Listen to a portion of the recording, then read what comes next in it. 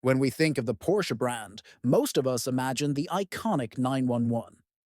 However, the company's history is much older, more complex, and largely forgotten. Ferdinand Porsche's first designs were created long before the company was founded in 1931, and many of them were ahead of their time, both technically and sportingly. These were experimental, prototype designs, often built for other manufacturers and countries, yet they set the course that would later lead to the 911 legend. This history explores the birth of the brand, its first race cars, and the designs that laid the foundation for the future Porsche philosophy.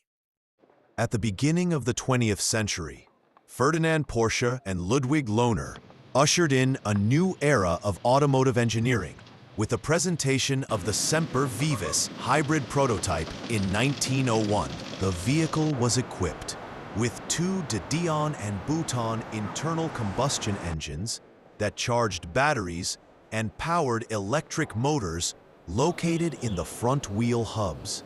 This solution caused a sensation at the Paris Motor Show, although the design was heavy, complex, and unsuitable for mass production.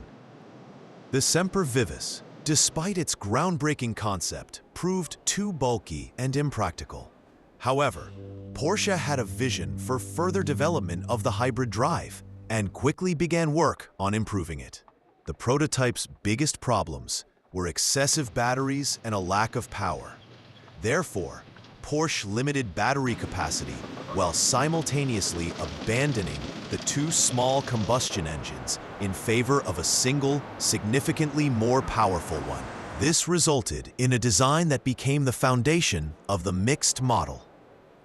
The new car, known as the Porsche Mixte, addressed the key issues of the Semper Vivis: lighter construction, smaller electric motors, and a single, more efficient combustion engine delivered improved performance.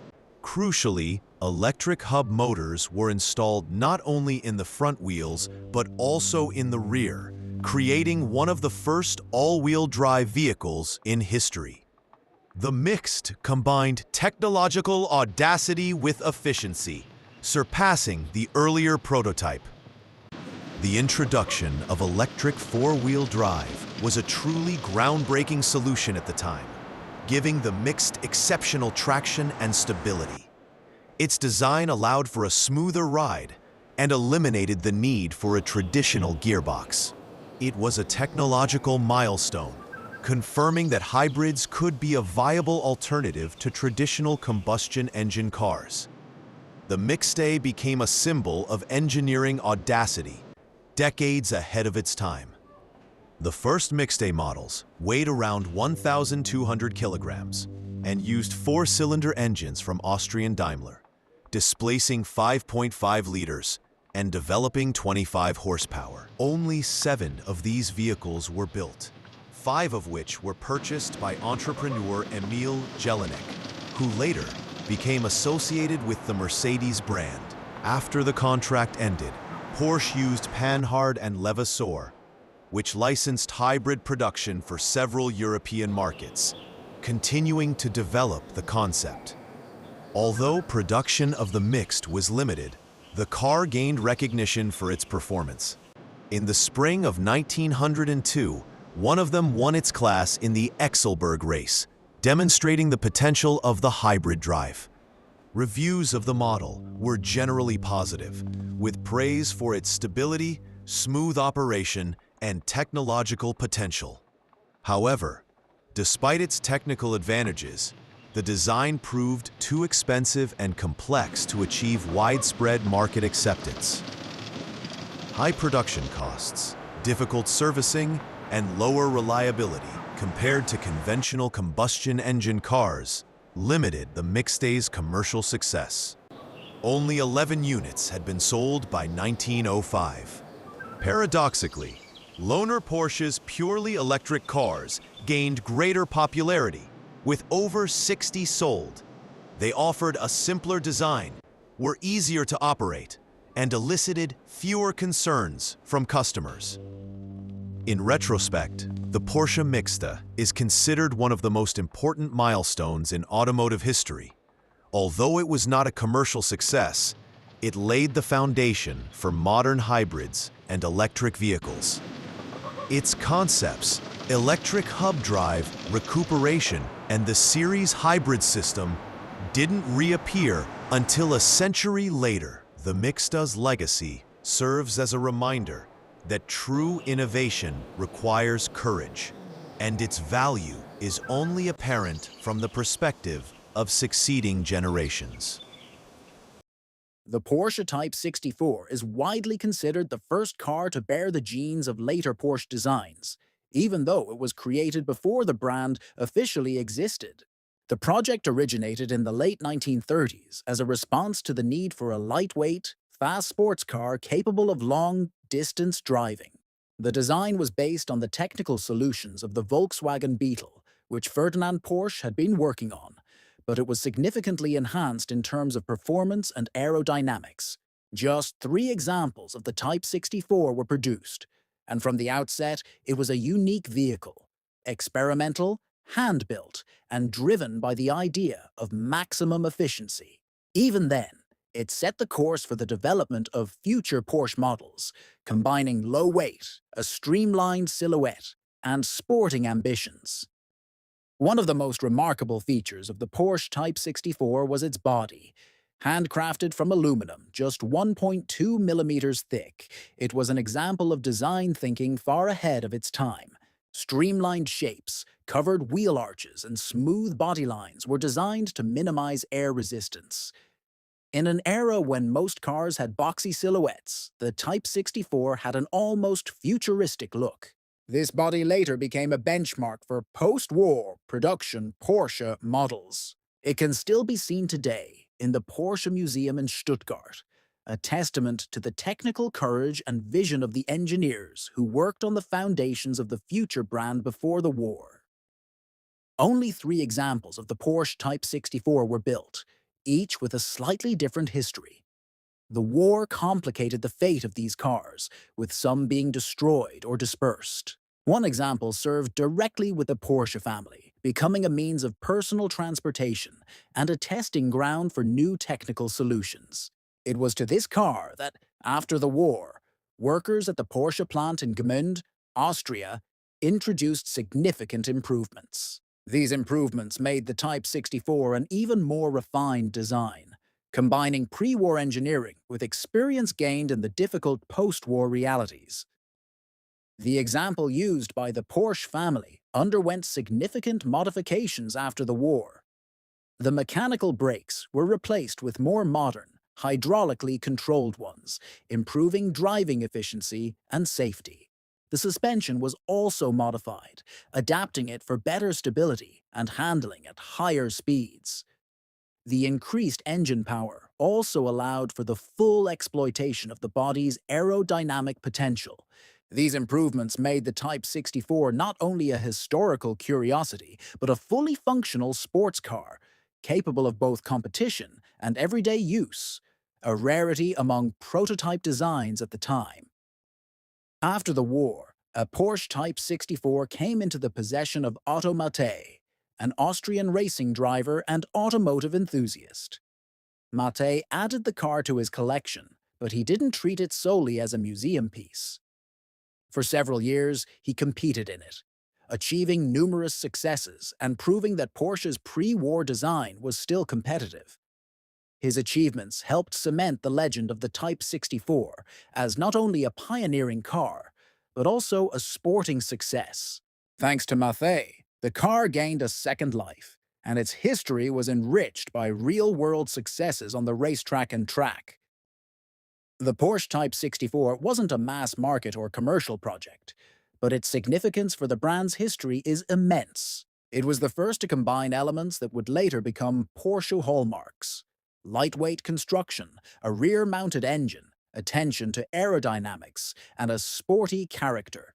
Although technically derived from Volkswagen, the philosophy behind the Type 64 was already fully Porsche. This car bridged the gap between Ferdinand Porsche's pre-war engineering and the post-war models that built the brand's global reputation. Without the Type 64, it's difficult to imagine the later successes of the 356 or 911. After Automate's death in 1995, his collection was sold. The priceless Porsche Type 64 was transferred to a new owner in Vienna, along with numerous parts and memorabilia related to the car's history. Shortly thereafter, the spare parts and other treasures were acquired by the founders of the Prototype Museum in Hamburg. To their great surprise, among the seemingly insignificant parts, original components from other Type 64s were found.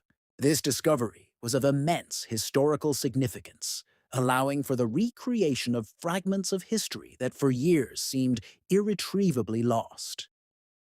The recovered components allowed the Prototype Museum to begin work on the car's reconstruction, an exceptionally difficult undertaking requiring extensive knowledge. Every detail had to be faithful to the original, and documentation was sparse. However, thanks to this project, it was possible to bring back to life fragments of one of the most important cars in Porsche's history. Simultaneously, the Porsche Museum in Stuttgart is exhibiting the original aluminum body of the Type 64, highlighting its groundbreaking significance. These efforts demonstrate the importance the company places on preserving and promoting the earliest stages of the brand's history. Today, the Porsche Type 64 is considered one of the most valuable and desirable collector cars in the world. Its value stems not only from its extreme rarity, but above all, from its historical significance. It symbolizes the birth of the Porsche brand and provides material proof that its DNA was formed even before its official market debut. The Type 64 is the subject of research by automotive historians, an inspiration for designers, and a cult object among brand fans. Every preserved item, every photograph, and every account of its use constitute an invaluable source of knowledge about the origins of sports cars. The Porsche Type 64 is much more than a prototype or a museum curio. It is the cornerstone of the entire Porsche philosophy, engraved in its aluminum, rivets, and flowing body lines. Its history, from pre-war ambitions through wartime turmoil, post-war modifications, automotive's successes, and subsequent museum discoveries, weaves a coherent narrative of determination, innovation, and passion. Today, the Type 64's legacy permeates every Porsche sports car that takes to the road or track. It is precisely why this unassuming pre-war car holds such a unique place in automotive history. Immediately after the end of World War II, European racetracks became a breeding ground for entirely new brands, and one of the most ambitious was the Italian Cisalia. Its founder was Piero Duccio, a former athlete whose career was cut short by injury, but who managed to build a formidable financial base in the textile, banking, and sports industries. It was from Compagnia Industriale Sportiva Italia that the brand's name originated. Duccio quickly realized that motorsport could become his company's calling card, so he founded Scuderia Torino and began developing his own racing cars. Cisitalia's initial post-war successes sparked ambitions for the highest level of Grand Prix racing. The first Cisitalia prototypes, based on Fiat mechanicals, were built in 1945. A dozen or so months later, the brand offered both single-seater racing cars and civilian sports cars. The culmination of these early successes was the 1947 Mille Miglia, where Cisitalia took second, third, and fourth place overall, as well as a podium finish in its class. This result proved the young company's ability to compete with established manufacturers. For Duccio, however, this was only the beginning. His goal was to build a car that could dominate Grand Prix racing and elevate Cisitalia to the very pinnacle of global motorsport. To realize his dreams, Duccio partnered with the Porsche design office in Gmund, Austria. For Ferry Porsche, this was an opportunity to create a truly revolutionary racing machine, harking back to the pre-war Auto Union and Mercedes designs of his father, Ferdinand. Thus was born the Type 360 project, also known as the Cisitalia 360 or Porsche 360. The car was to be the most technologically advanced racing car of its era. Other projects were planned simultaneously. a sports car, a tractor, and a water turbine. But it was the Type 360 that became the symbol of this incredibly ambitious collaboration. The 360 project brought together the elite of European engineering. Key figures included Carlo Abarth, Rudolf Hruska, Karl Rabe, Eberhard von Eberhorst, and Giovanni Savanuzzi. Each brought experience from brands such as Fiat, Porsche, and Auto Union. The entire project was held together by motorsport legend Tazio Nuvolari, who had supported Cisalia from the outset. His presence lent the project prestige and credibility. The Type 360 was intended not only as a racing car, but also as a manifestation of the technological capabilities of post-war Europe and a symbol of a return to top-level competition. The Cisalia Type 360 was built on a lightweight tubular space frame with a 260 mm wheelbase. The mid-mounted engine weighed just 155 kilos, and fuel was stored in two side tanks. All wheels were independently suspended, a remarkably modern solution for the time. The entire structure was covered by a streamlined body made of magnesium, a material rarely used due to its technological challenges. The design combined lightness with strength and was intended to provide excellent handling at very high speeds, previously virtually unheard of in Formula Grand Prix. The heart of the Type 360 was a 1.5-liter 12-cylinder boxer engine with 4 camshafts and a Roots supercharger, designed specifically for this model. Even in its basic configuration, it developed around 290 HP, and on high-octane fuel, it could reach up to 450 HP at 10,500 RPM. These figures were comparable to the legendary pre-war Silver Arrows. Power was transmitted to all 4 wheels via a 5-speed gearbox, and an additional lever allowed the front axle to be disengaged while driving. This advanced drivetrain gave the car the potential to exceed 300 km/h. The sheer scale of the 360 project proved to be a financial disaster for Cisalia. The contribution to freeing Ferdinand Porsche from a French prison alone cost 1 million francs. Initially, construction costs were estimated at 20 million lire, but these quickly escalated several-fold. The total project cost was expected to reach as much as 100 million lire, exceeding the financial resources of a company that sold only a few dozen cars annually. In February 1949, the Type 360 was unveiled at the Turin Motor Show, but Cisalia went bankrupt shortly thereafter, and the car never competed in a European Grand Prix. After the company's collapse, Duccio emigrated to Argentina, taking the Type 360 and a supply of parts with him. The car sat in AutoAr's warehouses in Buenos Aires for several years. It wasn't until 1951 that an attempt was made to revive it for the Temporada races. The car was driven by, among others, Clemar Bucci, a future Formula One driver. However, its debut ended with gearbox failures and an oil leak. Subsequent engine tests yielded promising power results, but poor quality fuel led to engine damage. In the summer of 1953, the Cisalia 360 was prepared for a land speed record attempt.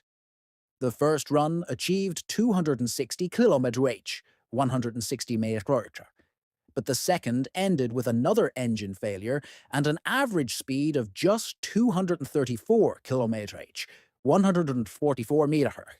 The disappointed Argentines sold the car for a small sum. The new owner planned to convert it into a dragster with a Ford V8 engine, but the project was never completed. For several years, this groundbreaking car lay forgotten, even though it had the potential to completely change the face of post-war Grand Prix racing.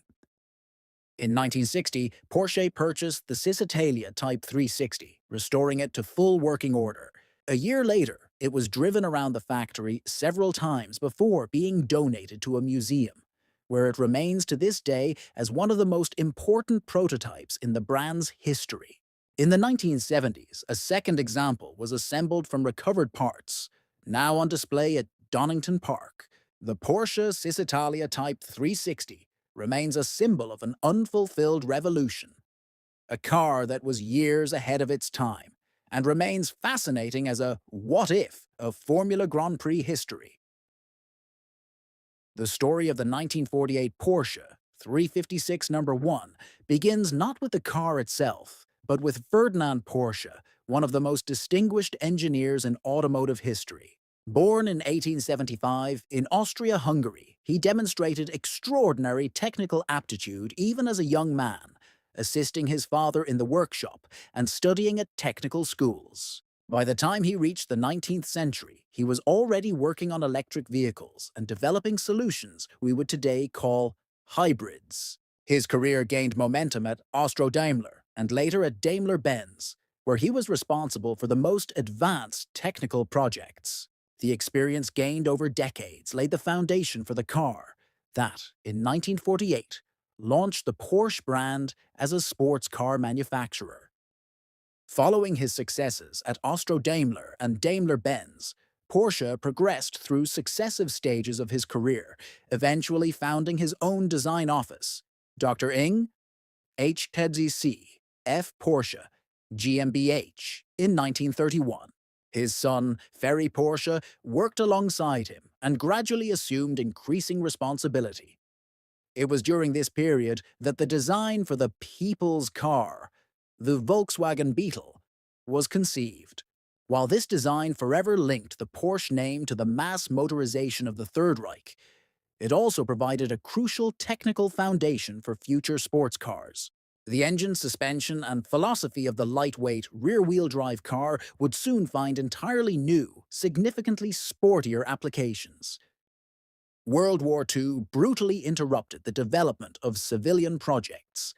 After the war, Ferdinand Porsche was imprisoned in France on suspicion of collaborating with the German regime. At that time, the company, relocated to Gmünd, Austria, was headed by Ferry Porsche. It was then that a crucial decision was made. Since there was no sports car on the market that met his expectations, he had to build one himself. Ferry wasn't thinking about luxury or large-scale production. His goal was a lightweight, agile car that would offer pure driving pleasure. Thus, the idea for the Porsche number 1, the first car to bear the Porsche name, was born. The Roadster, known today as the Porsche 356 number 1, 356001, or Roadster Gmünd, was completed in May of 1948 after less than a year of development. It was an exceptionally modest car, yet meticulously crafted in every detail.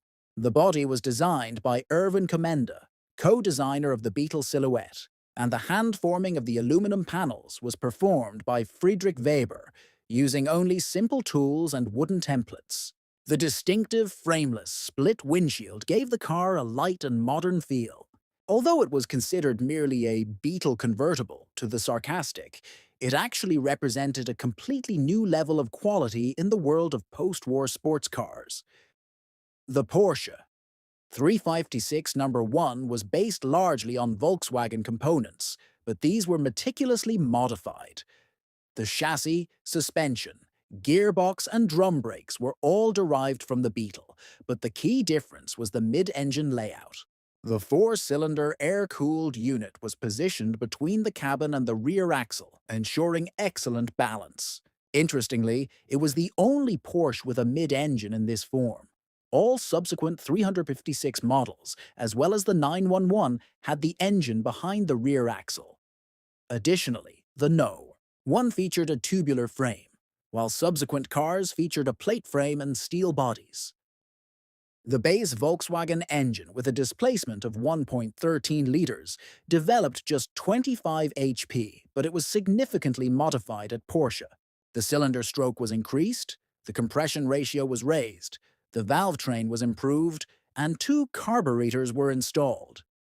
This increased power to at least 35 HP, resulting in very good performance, despite a weight of just 585 kilograms. A 4-speed manual gearbox transferred drive to the rear wheels, and the simple design promoted reliability. While these figures may seem modest today, in 1948, the Porsche number 1 was a fast and remarkably agile car. The interior of the Porsche 356 number 1 was extremely simple, focused on function rather than luxury. The driver and passenger occupied small, lightweight seats, with only a tachometer and glove compartment in front of them. The speedometer was added later. There were map pockets in the doors, luggage and a fuel tank under the front hood, and a spare tire and battery in the rear. Every detail had its purpose, and the lack of unnecessary frills emphasized the car's sporty character. This foreshadowed the Porsche philosophy that, for decades, placed the driver at the center of attention. In May 1948, Ferry Porsche set off on its first test run from Gmünd to Zell am See. The car reached speeds of around 135–140 km/h, 84–87 mph, and suffered only one breakdown, a broken rear suspension arm, which was quickly repaired. Just 2 months later, the Porsche 356 number 1 was delivered to motoring journalists. Their opinions were surprisingly unanimous. This is what a modern sports car should look like: light, agile, precise to handle, and immensely enjoyable to drive. This was the moment when the Porsche brand began to build its legend. The success of the number 1 Roadster led to the development of the 356-2 prototype coupe, and before the end of the 1940s, production of the 356 began in Gmünd, using Volkswagen parts available after the war. A contract with VW soon enabled the company to return to Stuttgart and establish production in Zuffenhausen. In January 1951, Ferdinand Porsche died, not having lived to see his brand fully succeed, but his vision was already being realized by his son. The 356 became the financial and image-building foundation for Porsche for decades to come. The Porsche 356 number 1 was registered for road use on June 8, 1948, a date considered the symbolic birth of Porsche sports cars. Over the years, the car underwent numerous modifications and repairs, losing its original form, but its significance remains undeniable.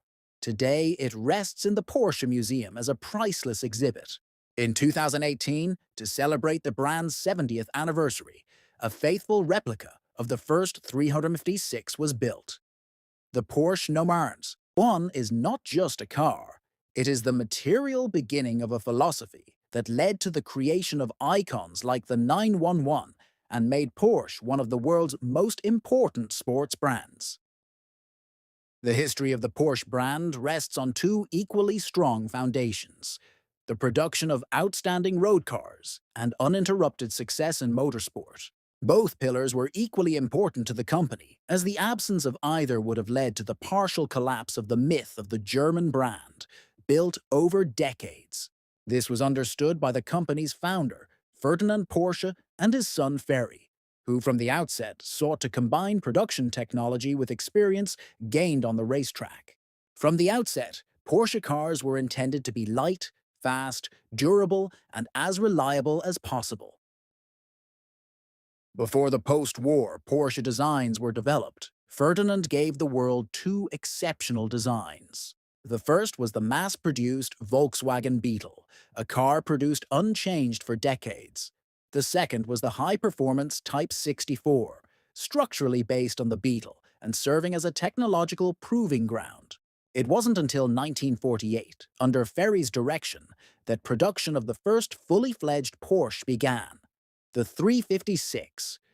Its design continued to incorporate numerous Beetle-derived components, helping to reduce costs and increase reliability.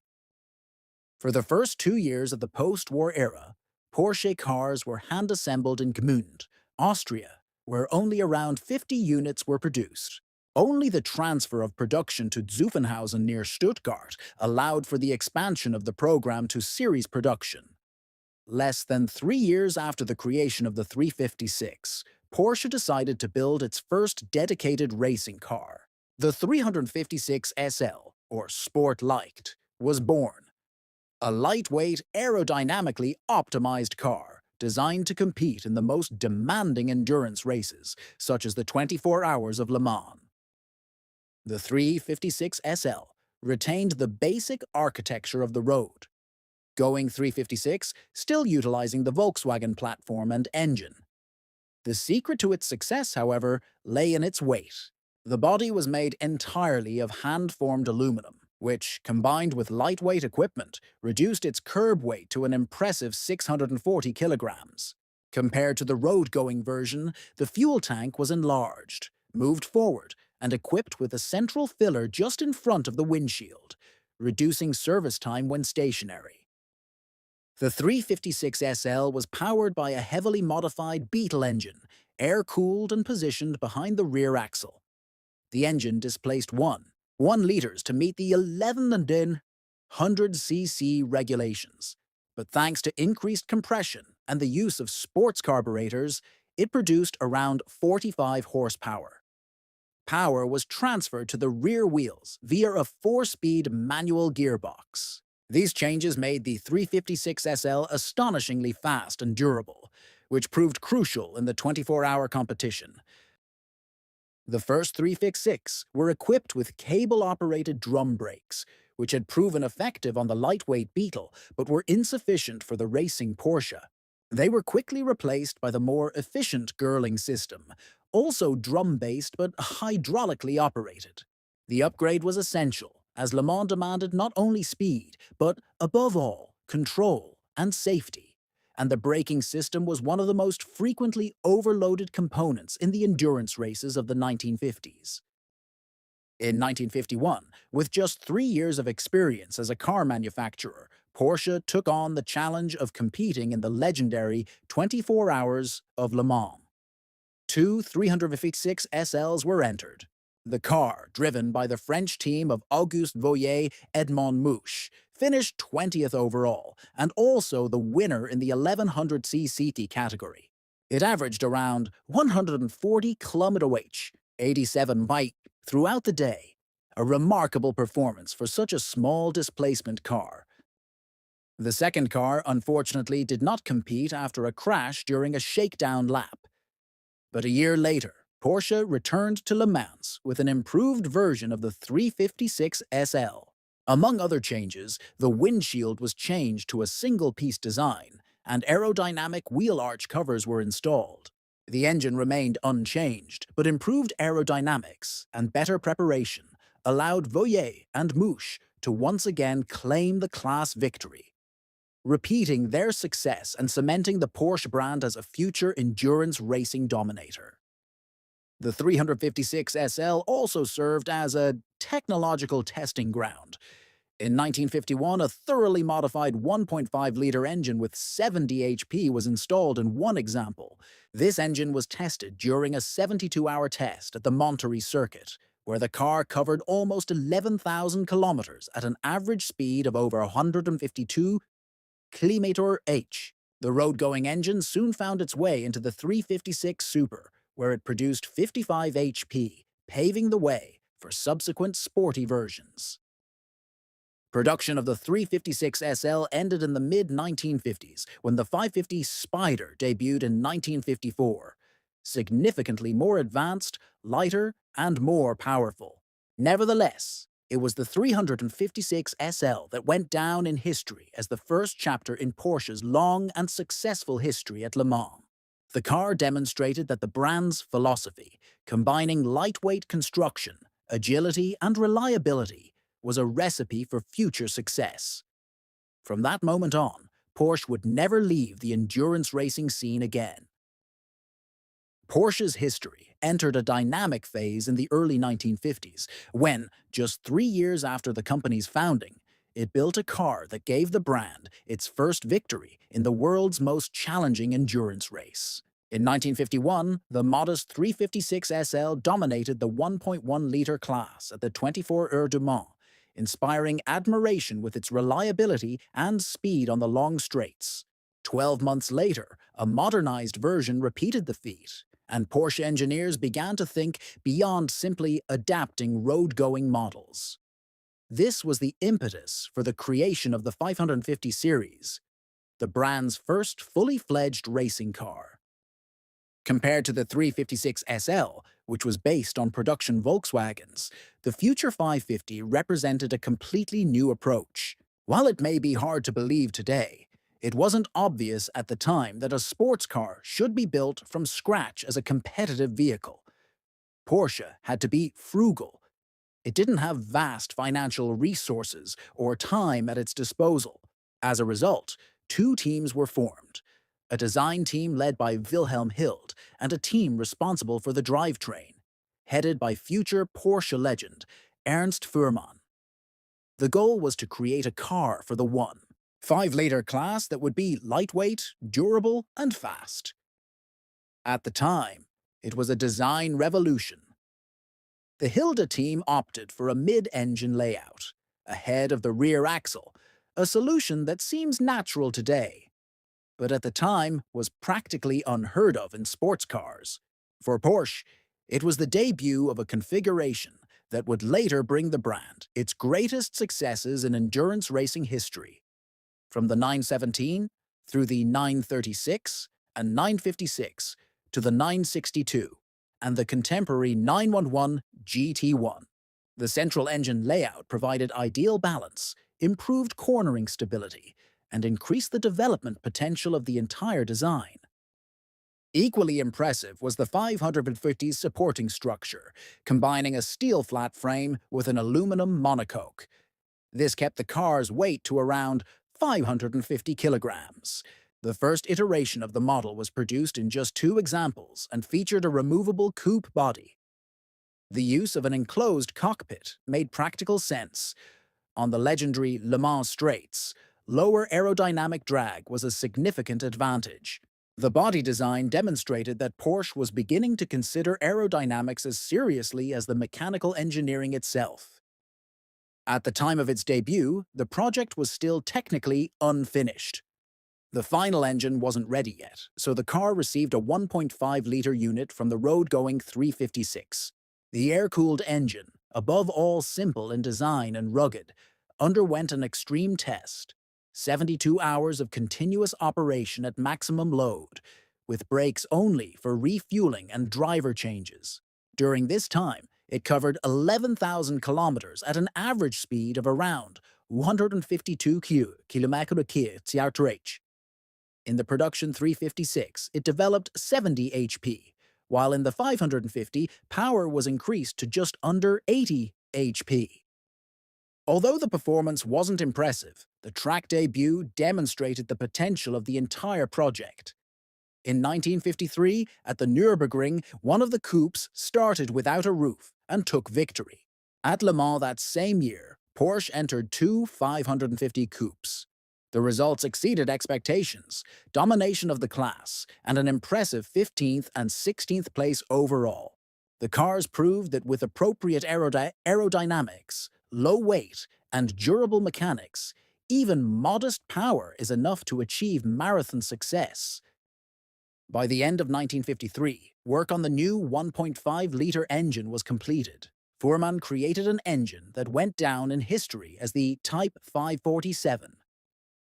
It was an air-cooled 4-cylinder boxer engine equipped with a DOHC valve train with 2 camshafts in each head. The most unusual feature was the timing drive. Instead of traditional chains or belts, a highly precise but expensive system of shafts and bevel gears was used. Ultimately, the 1.5-liter engine produced around 110 HP and around 120 newtons of torque. The new engine necessitated structural and aerodynamic changes, giving rise to the 550 RS Spider. Unlike the coupe, the RS was intended to be a more versatile concept, intended for both track use and road-legal customers. Body design was entrusted to Erwin Komenda, also responsible for the styling of the first production Porsche models. The open-top cabin accommodated 2 people, and the car was offered with a windshield with wipers and the option of an aerodynamic passenger seat cover for single-seater racing. The debut of the 550 RS was somewhat surprising. At the 1953 Hockenheim Grand Prix, the new Spider lost to its older cousin, an 80-horsepower coupe. Contrary to appearances, this was an important lesson for the designers, who realized that the new configuration required refinement. A month later, the 550 RS was unveiled at the Paris Motor Show, and small-scale production, also intended for private racing teams, was officially announced. Production began in 1954, and the first examples began to be delivered to motorsport enthusiasts. The 550 RS Spider's greatest racing success came very quickly. In 1954, two factory examples, with power boosted to 117 HP, competed in the famous Carrera Panamericana, an ultra-tough 3,000-kilometer race in Mexico. The Porsche's lightweight and agile design kept pace with competitors with almost twice its power, resulting in third and fourth place overall and a convincing class victory. From that moment on, the Carrera name became iconic, later adorning sporty versions of Porsche road cars. Despite this success, the RS Spider failed to dominate the world's racetracks, prompting Porsche to further modernize the design. However, the model inadvertently became a part of pop culture thanks to the tragic death of James Dean, who purchased a road-going example, dubbed the Little Bastard, in 1955. On September 30th of that same year, Dean died in a collision with a Ford while driving on a public road. Although the RS had already achieved its greatest successes, it was this tragedy that catapulted the car into a global icon. Porsche, however, concluded that the design possibilities were not yet exhausted. In 1956, the next evolution was presented, the 550A RS Spider, which visually resembled its predecessor, but beneath its aluminum skin was a completely different car. The biggest change concerned the supporting structure. The previously used flat frame was replaced by a tubular steel space frame, significantly stiffer and more resistant to overloads. The outer panels were still made of thin aluminum, ensuring the same weight while significantly increasing stiffness. Modifications also extended to the drivetrain. Although displacement remained at 1.5 liters, power increased to around 135 HP. This was achieved through the use of new Weber carburetors and an increased compression ratio to 9.8.1. The engine was paired with a new 5-speed manual gearbox and a ZF self-locking differential. The suspension was also improved. The rigid rear axle remained, but shorter and stiffer springs were used. This improved handling, especially in fast corners, where the earlier RS Spider could be a bit jumpy. The 550A RS Spider made its debut at the Mille Miglia in 1956. The new design won the displacement class, which was only a foretaste of its true potential. The 1,000-kilometer Nürburgring soon followed, where two 550As achieved an astonishing result, 4th and 6th place overall, as well as a class victory. The 1.5-liter car faced competition, powered by engines twice its size. The result alerted the industry to the fact that Porsche was now considering motorsport as a strategic foundation for its development. The biggest test came a few weeks later during the 24 Hours of Le Mans. Porsche decided to bolster its aerodynamics by equipping its cars with coupe bodies designed to reduce drag. Of the two cars entered, only one reached the finish line, but the result was spectacular: 5th place overall and 1st in the displacement class. Competitors were amazed that a car with such a small engine could maintain average speeds comparable to cars many times more powerful. The 550A's success was also a commercial success. Porsche offered the car to private teams, leading to examples appearing in various racing series from Europe to the United States. A total of around 40 550A RS Spiders were built, making it rare, but not unique like its predecessors. The design also tested engines enlarged to 7 liters, foreshadowing the development of future Porsche 4-cylinder racing engines, which would later be incorporated into the 718 series models in the 1960s. 1956 was both the pinnacle of the 550A's racing career and the model's final season of full-time activity. By 1957, Porsche had developed its successor, the legendary 718, which adopted the 550's design philosophy, but evolved for the new era of motorsport. The 718 continued the tradition of mid-engines, lightweight aluminum bodies, and maximum aerodynamic efficiency. As a result, the 550A, though it didn't dominate for long, became a key link in Porsche's evolution from a sports car manufacturer to a global racing powerhouse. Today, all variants of the 550 series are coveted by collectors, museums, and auction houses. Examples with full race documentation command spectacular prices. For example, a 550A RS Spider, a Targa Florio winner, sold in 2004 for the equivalent of 2.62 million zloty. In the following years, prices only rose, reflecting the global craze for 1950s and 1960s racing cars. These cars are treated not as automotive exhibits, but as technological masterpieces, representing a transitional stage between eras. Analyzing the 550 series from a historical perspective, it's clear that Porsche took a risk at a crucial moment in the brand's development. Instead of continuing to adapt road-going models, it decided to build a pure racing car, something even larger companies weren't doing at the time. The result was a lightweight, efficient, and progressive design. The philosophy of small power to defeat larger opponents became the foundation of the brand. It was in 1950 that the engineering philosophy Porsche cultivates to this day was born. Efficiency over brute force. To conclude the story of the 550 Coupe, 550 RS Spider, and 550A RS Spider, it's safe to say that this was one of the most important series in the history of motorsport. It set design, aerodynamic, and technical benchmarks for decades to come. From the perspective of 1953, no one could have known that the unassuming Porsche, with its 1.5-liter engine, would become the ancestor of icons like the 917, 956, and 919 hybrid, winners of Le Mans, World Championships, and hundreds of other trophies. It was the 550 that opened the door for Porsche to motorsport, for which the brand is beloved to this day. From the very first years, after the war, Porsche's history was inextricably linked to racing and endurance rallies using production-based cars. Unlike Ferrari, which relished the Grand Prix, the Zuffenhausen-based brand long ignored single-seater series. For Porsche, victories at Le Mans, the Mille Miglia, and the Targa Florio were its priorities. The situation changed only in the late 1950s, when it was recognized that competition in Formula 2 and later Formula 1 was becoming increasingly important in building the manufacturer's prestige.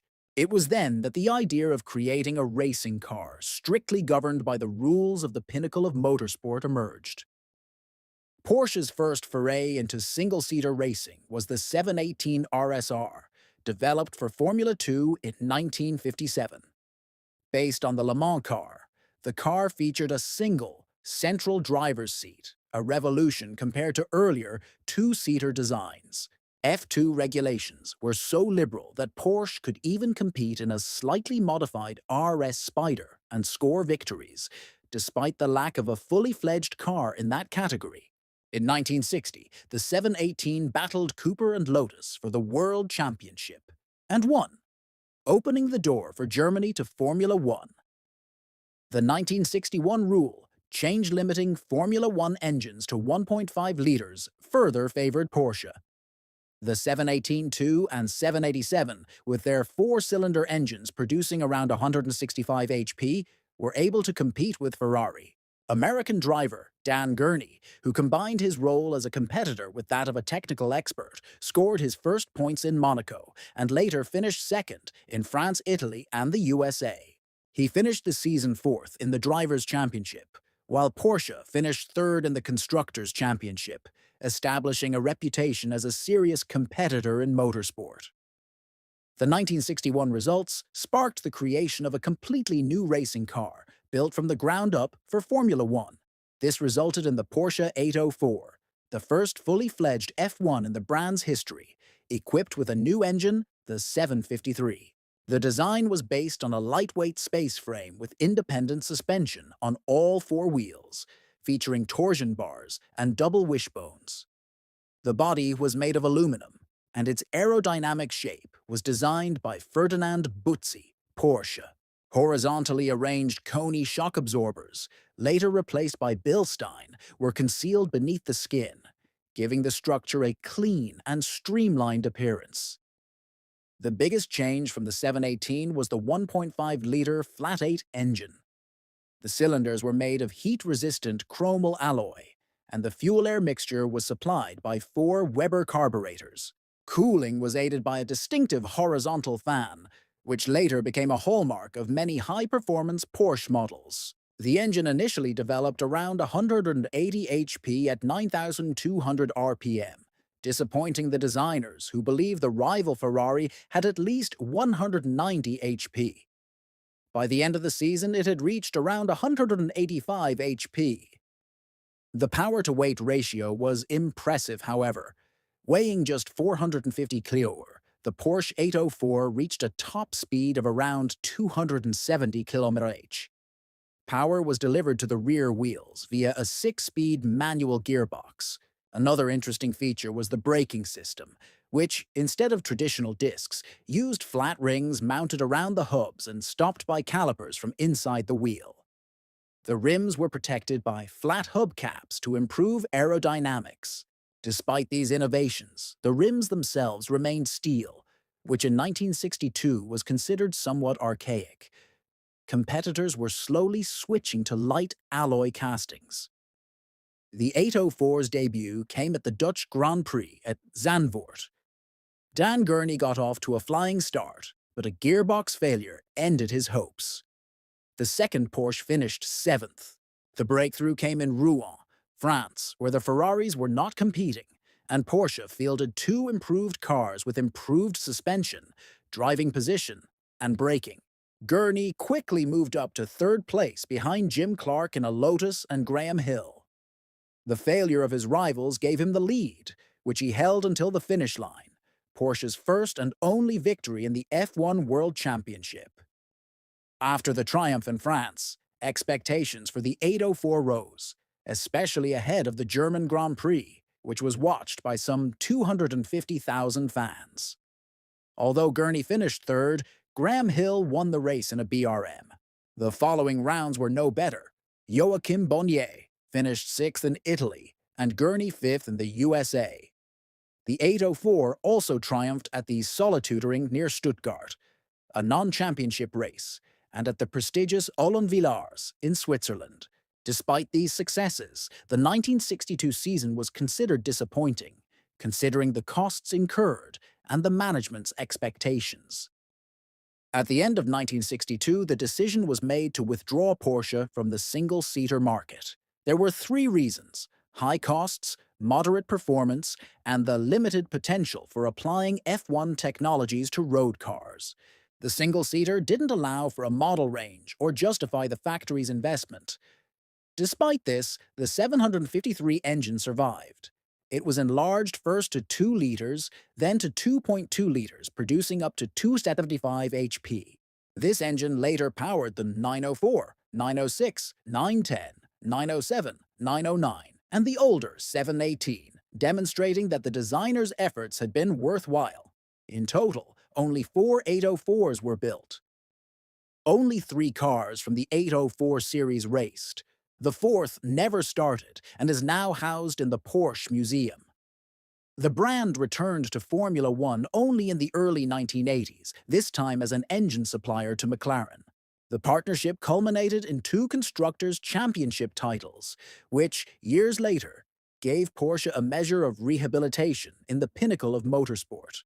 A test run with the Arrows Koscha footwork team in 1991 fell through, and a potential return, announced for 2014, ultimately shifted its focus to endurance racing and Le Mans, where the brand feels most at home.